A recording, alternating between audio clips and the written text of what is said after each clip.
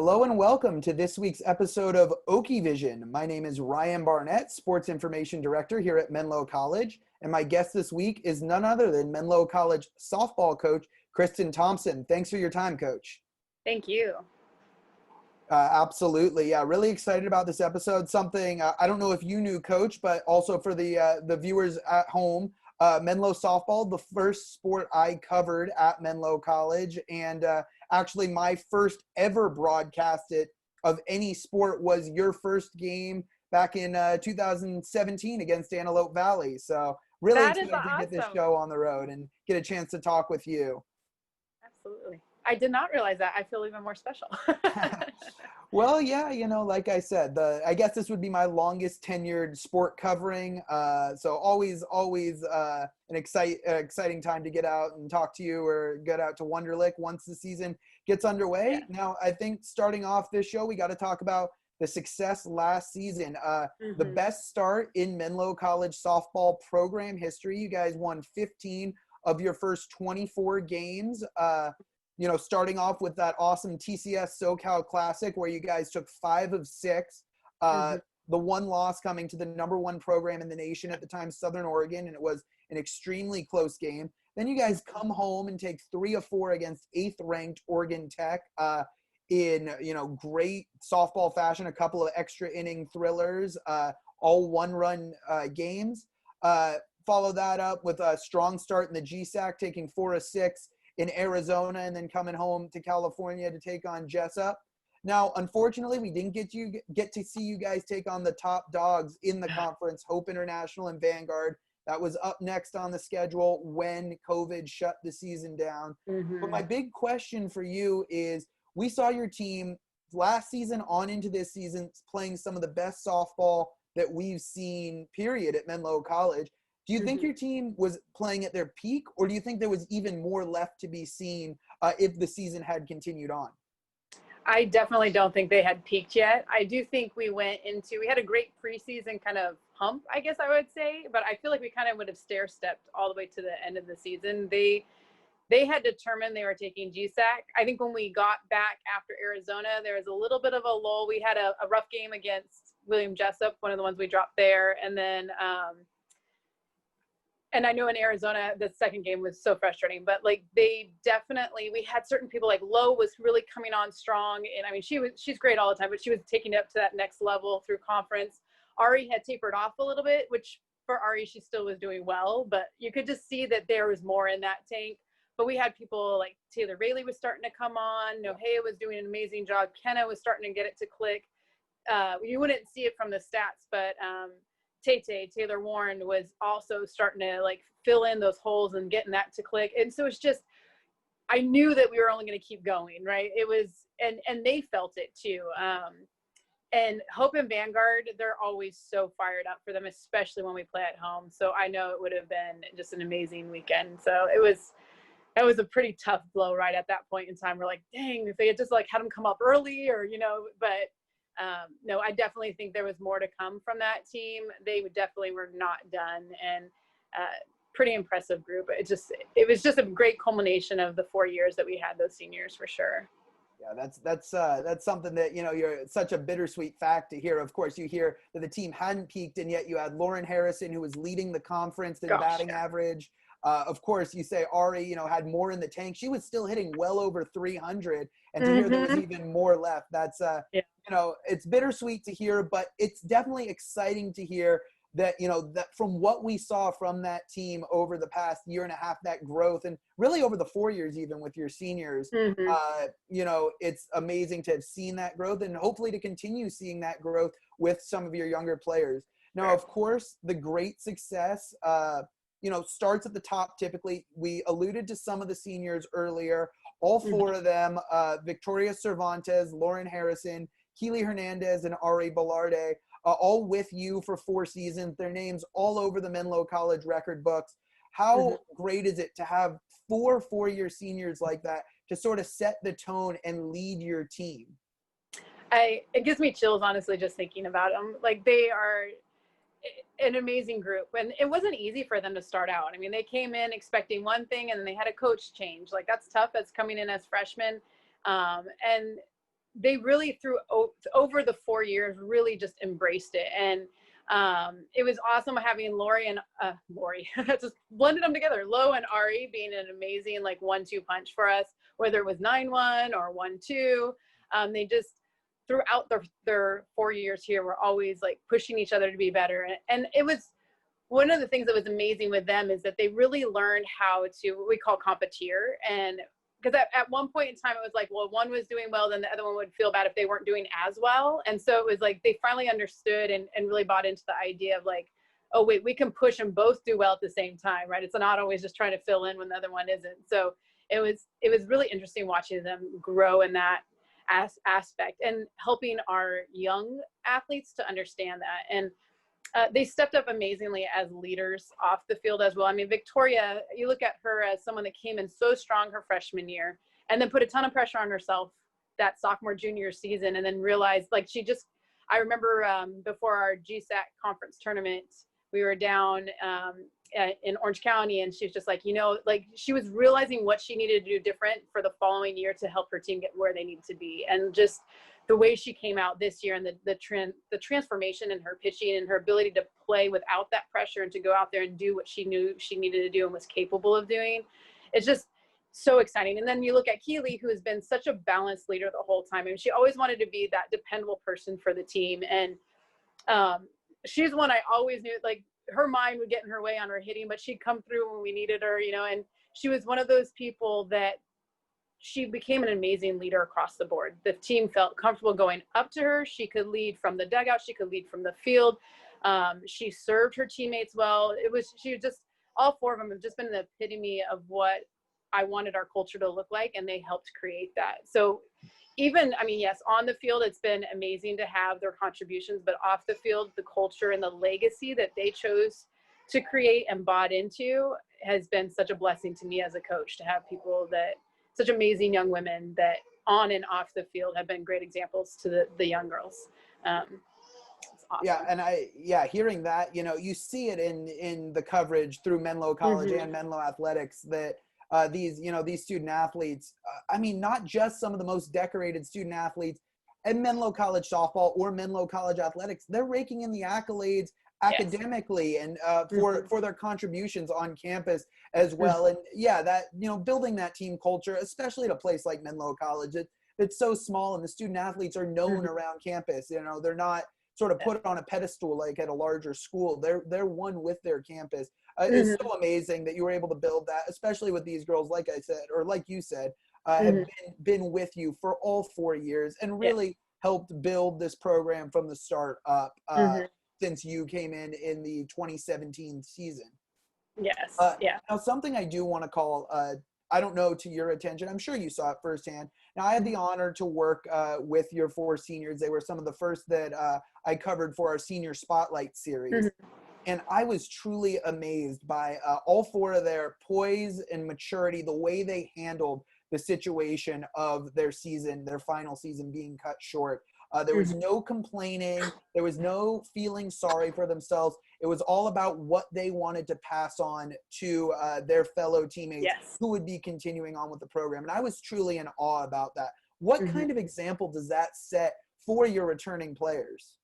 I mean, that's exactly what we preach. I mean, that when I talk about culture, that's what they've created. And it was great going into last year, the idea of legacy and what legacy they wanted to leave. And they not only stepped up as leaders, but literally as like culture layers in a sense, and wanting to leave that legacy of like, we find a way to get it done. Because I honestly, at the beginning, my first year there, it was like complain. And so like watching that transformation and how they understood and realized like, this is what, whatever we're faced, we're not going to complain about it. We're going to figure out a way to get it done.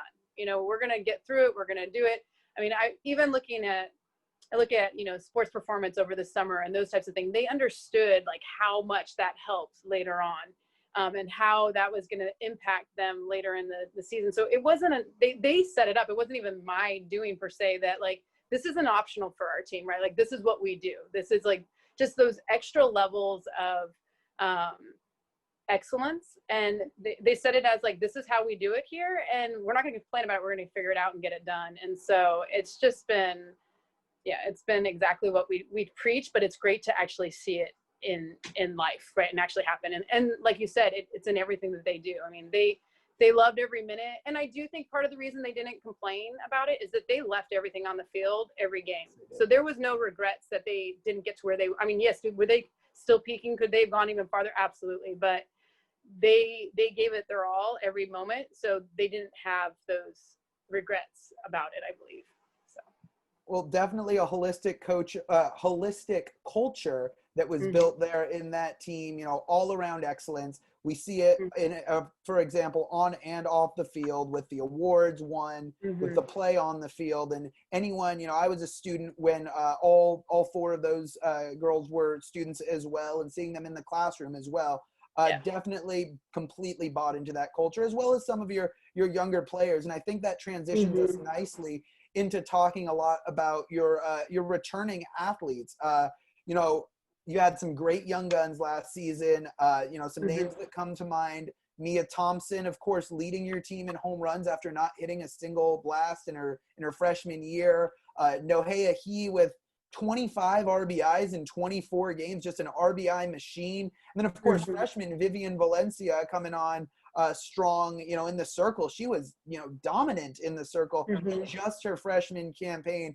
How do you feel about your team, their preparedness going into next season? First of all, you know, of course, picking up from where they left off, but also how they're going to pick up after, you know, this transition, this quarantine period. Sure. For sure. Well, it's interesting, like bringing up Vivian, and that's something I didn't even talk about the pitching in that first question about like where they had to go still. And she was coming off a knee injury from that February prior. So wow. She didn't get to pitch in the fall in the sense of pitching any live games or any really live pitching in the fall. And so coming out in the spring, that was just her start. So she did that well, and that wasn't even her at her full capacity. Wow. So I'm very excited about her. And we brought her in knowing that she was going to be a game changer, and I'm excited to see that continue to grow. So after, granted, she's not getting a lot of live during this COVID period, but she's been out there working, and I know she's excited because now she's able to like work on more of her power again. She's built up the confidence in that knee. So she's going to be a force to reckon with. I know Kanani has been out there working and like dialing in her motion and understanding. So I think they've really used, we basically kind of took a break in March and then got ready to go again as if we were going to come back full speed in fall. So they all prepped hard. They're fired up about coming back. So I know they want it. And I think it's a brand new year. It's a new team, but in the back of their minds, I think there's a bit of love of those seniors and wanting them to be able to kind of almost do it for them to some extent as well. But just that idea of being able to, I guess going into it, they're prepared right now. They're motivated. They're ready to go. The big key is how do we get enough live practice? And so that's my goal as soon as we get back, being in a position where we're going to be able to do live. I think mentally fired up, motivated, they're awesome. We've been doing, I got to thank Coach Sammy has been a huge one that helped them over our COVID period over the summer, just creating challenges to keep the competition alive, that type of thing. So, but as a staff, as a whole, as a team, we have great depth. I always believe that you never know, like you're never starting out with the same lineup that you're going to end with on the field. So I'm very big on trying to give people as much experience as possible, and not only for that year, but moving forward. So I think we've done a great job of getting people in this last year so they got experience. Our outfield, we have to replace our whole outfield. And so I think Jada Lee was able to get in, Tay was able to get in, Maddie were able to get in. So, and again, a huge kudos to our seniors that really encourage them to step up to take that legacy. So I think that outfield is going to be not the same people, but they're going to step up and they're going to fill that void without problem. Filling that 1-2 punch is going to be, that's always a challenge, but I know I've got girls already motivated to kind of step in there and be that for the team. So we even talked at the end of the season, along with the seniors, and then again afterward, like what are the voids that we're going to have to fill, not just physically, but what are we going to have to feel emotionally, in leadership and mentality, all those types of things. And so really kind of broke down our leaders and what our seniors and what they gave to us, and kind of divvied up the team and said, okay, who has these strengths that can start stepping up in those roles? And so I think they're really motivated to be that, and to train hard to fill that in and become even better. So. Absolutely. And I mean, from just being able to be around your team during home games, it seems like at least your two incoming 4-year seniors for this year, Taylor Rayleigh and Malia Johnson, both show great leadership quality from what I've seen in the dugout, on the field. Of course, Taylor playing the shortstop position, sort of a captain of the infield already. Yes. So, I mean, I think at least from what we've seen, and your ability to get everyone involved, freshman to senior, has definitely prepared this team to be great and to overcome adversity, like not being able to get any live practice in the fall, or at least so far. So we're really excited to see your team back in action again. Of course, we're familiar with the returners. We have covered a little bit online as well, some of your recruiting class, but love to hear it firsthand from you as well, what we can expect. So far, by my count, we have 6 new incoming players, 3 pitchers and 3 position players. And they all seem to bring a different piece to this team. So why don't you go ahead and talk a little bit about your recruiting class? All right. So we have, we do have our 3 pitchers coming in. Really is going to give us a diversity on the mound and depth. So we'll be able to approach our pitching a little bit differently. We'll have a much deeper bullpen to go to, which is awesome.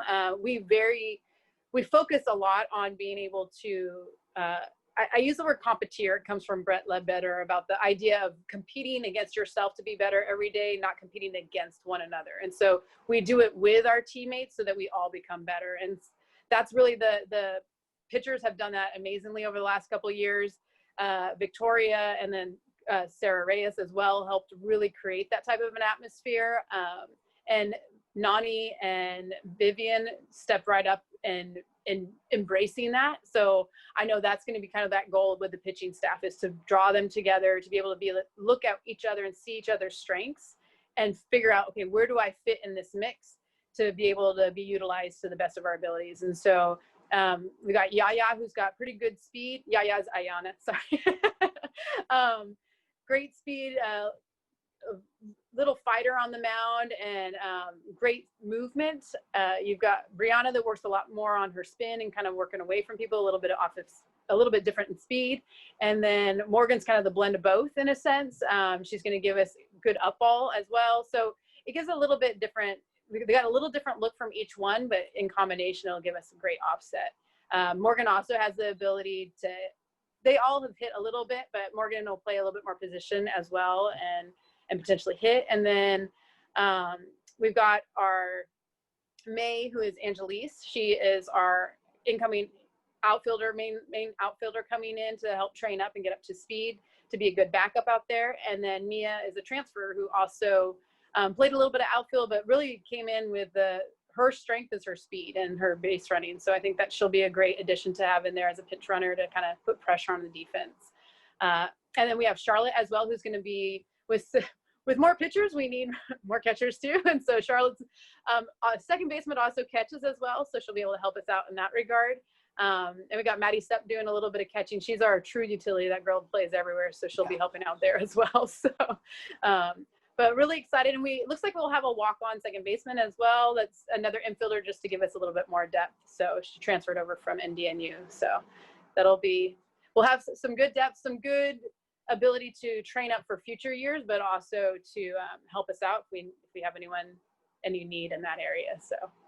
Absolutely. Well, it sounds like a big recruiting class. I was talking with Coach Denise Sheldon last week about how she had one of the largest, if not the largest, recruiting class in Menlo College women's volleyball history. This may be one of the largest women's or Menlo College softball recruiting classes as well. And it seems like all of them are hungry to compete, from what it sounds like, from what you're telling me. And just another great piece that we'll get to see in action, as early as their freshman season. So really excited to hear about this group and to see what they can do on the field once we get back into action. Yeah. Now, I have to ask, Coach, because I have been asking all the coaches I've been speaking to, what have you been doing during this quarantine time? Of course, sports-wise, how you've been keeping your team engaged and involved. And then what have you been doing sort of in your open time as well that would be spent on the field working with your team? So for the team, we mentioned before Coach Sammy doing a lot of the challenges. That was been huge. And then doing position specific. So we did a lot of position specific work where we did workouts that directly related to areas that we wanted them to grow in or felt they needed to work on fundamentally. So that really helped them throughout summer, just kind of getting the chance to really break things down a little bit there. We did leadership training or responsibility training. So with our upperclassmen, we did some leadership training and then kind of narrowed down our captains. And like you talked before, we got Taylor and Malia they're just seasoned leaders. And just, it's really awesome though to work with them in that leadership training and find the little areas that they aren't as confident in and to be able to help push them to grow in those areas and their excitement about doing that and then giving them those opportunities. So it's going to be great to see our leaders step up in that regard. And then the responsibility training is to help our incoming to get used to what our culture looks like. And so we kind of go through a little manual together with them on that. And those Zoom calls have been great too. It's been an opportunity for them to mix. We have our sophomores and then the incoming freshmen as well on that call. So it's a chance for them to kind of cross over a little bit, start creating relationships, understand our culture better. We did an alumni panel, which was awesome. We had our incoming, even our 2021s that have verbaled all the way up to our alumni from decades ago hop on, and it was great just kind of getting them to talk back and forth. I'm looking forward to doing another one of those coming into fall here soon.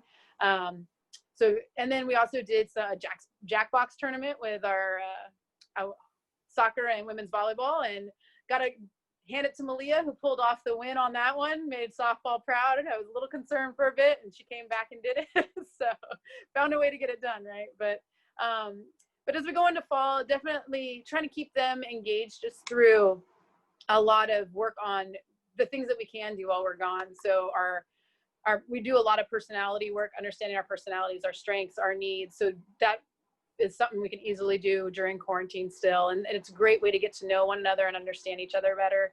We'll work a lot more on the mental game. And that's something that I've done a lot while in quarantine, is just spending time trying to get some professional development on the mental side of the game, mental tools to use, biomechanics of hitting, those types of things. The NFCA, our coaches convention, has been amazing in their ability to provide education for our coaches throughout that whole summer period, since we weren't recruiting as much. And it was great.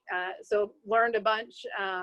There's always more that I'm like, oh man, I've got more stuff I want to do, but it's been awesome. So didn't have as much time as I wanted because I do have a little one now. So Beatrix is 7.5 months now, and if she's not down for a nap, I might get her in here to say a hello. But that, and we ended up downsizing but increasing the size of our yard. So we ended up being able to start a garden. So that's been kind of my COVID new things, is learning how to be a mom and a mom of my own child instead of my adopted diamond girls. But and then our garden. So we've got a ton of zucchini, but not too much else yet. That's great. Being productive. And of course, baby Beatrix, one of the things I miss most about being on campus is when she comes to campus with you and you bring her into the cafeteria. Love stopping by and saying hi, and really missing that, but hoping, when it's safe, of course, and you're comfortable, that we can have that again, or even seeing her out at the diamond occasionally. But definitely seems like you've been keeping busy, being productive, of course, both on the coaching front and, the mental front. And, I just want to circle back one last time and, talk about the amazing culture that you've built. Now at the year 5 mark, coming into year 5 at Menlo, this is really where you get to see how that culture has been implemented. And we've seen it, and we've said it in this interview time in and time again, the amazing culture that's been built around Menlo softball on the diamond, in the classroom, in their campus community. I mean, I believe you have 2 players right now who are going back and serving as resident assistants on campus. Correct. Amidst this quarantine and, this crazy time, and going to serve their time. And that just, speaks volumes to not just the type of girls that you bring in, but also, the culture that they learn while at Menlo under your wing and your coaching staff's wing. So I just want to give kudos to you, Coach, for that incredible culture that you've built. Thank you. It's definitely part of it. I think is finding the right people for Menlo, and the ones that honestly I try to recruit people that want to be at Menlo and want that type of a culture, that want that give back, that be selfless, that want to be innovative and creative in how they can serve people around them. And it's just been awesome watching the team grow into being that both on and off the Menlo campus. It's exciting, like you said, seeing them even at home and just finishing up individual meetings with them, and how much that they've done in the sense of their own personal development, whether it be through internships and getting creative on how to do those things, or being able to serve, like, their neighborhood. There's a 6-year-old girl next door and I do lessons for her, or I go out and hit with her, just different things like that, the way that they serve and love on people around them. All right, Coach. Well, we're really looking forward to seeing you back on campus and back in at work in the spring, and hopefully bring in another GSAC championship, to Menlo Athletics repertoire. Thank you so much for your time and for joining us this week. All right. Thank you, Ryan. Absolutely. And fans, thanks for tuning in to another episode of OakieVision. We'll be back next week with another exciting interview. Stay tuned and have a great week.